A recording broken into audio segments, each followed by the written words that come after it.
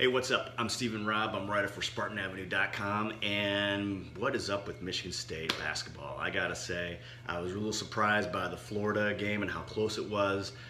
It just felt like one of those games where these are a lot of young guys. It seemed like they're kind of off, and I had to take a Kyle Ahern's dunk to really bring them back to life. And it just seems kind of interesting with this Michigan State basketball team in the last couple of years with Miles Bridges and Jaren Jackson. They went to the pros, but when they went into the tournament, it was just as if, even though they did really well in the regular season, it was as if, whether it was a bad matchup or maybe just players not living up to their potential or, just having a bad game. But it just seemed like whenever there was a game that maybe it was like, yeah, we got this, it's like there's a struggle. And I don't know what that is. Maybe that's just immaturity in a team. Maybe it's just learning. As a coaching, I don't believe it is. Tom Izzo is a great coach. He's one of the elites. But on that note, it's interesting. Vernon Carey Jr. goes to Duke. Shocker.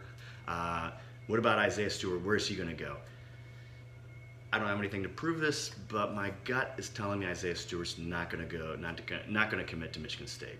And he's going to go elsewhere. And even though he's got,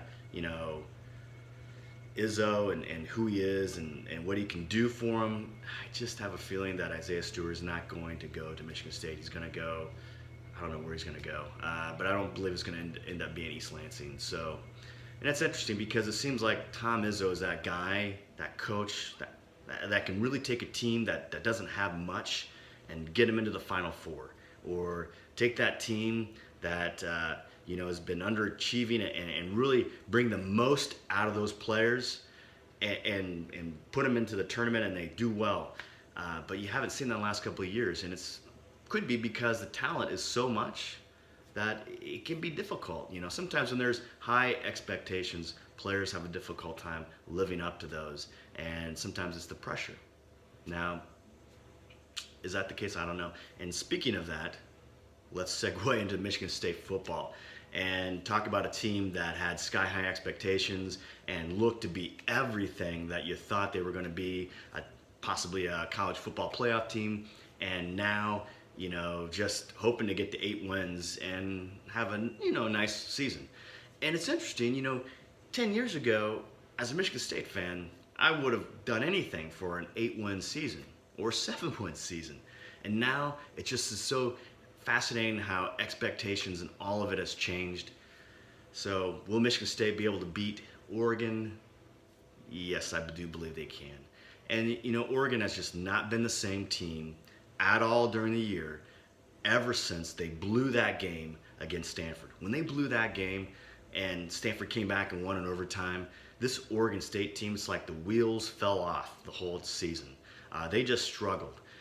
Justin Herbert, I believe it's Justin Herbert, one of those two lines. Sorry, Justin. The quarterback at Oregon, he's a guy that many are talking about going to be a great NFL quarterback, going to go high in the draft. By the way, if he does come out, I don't believe that. I don't believe he's going to, who knows, he might be successful. But I got to say, the guy's been injury prone all throughout his career. And, a team's going to take him in the first round probably. Hopefully not the Lions. A team will take him in the first round. And I just, when guys just have too many injuries in college, it's just not going to bode well for their pro career. Speaking of injuries and players and going to the NFL, LJ Scott announced he's going to the NFL, going to play his last game. I don't know. I love LJ Scott. More power to you. Running back, short, really career life. He has potential, has all the talent, haven't seen it on the field. Saw that Iowa game, that was great. Had a couple of nice stints here and there. Played great in the Washington State game in the Holiday Bowl last year, but you just never saw really the potential on the field. And maybe that's the offensive line, maybe that's, that could be a multiple, maybe that's all the injuries. But NFL teams are going to look at that and they're going to go, hey, we're not taking a chance on this guy. I would slot him more like an Edwin Baker type of running back.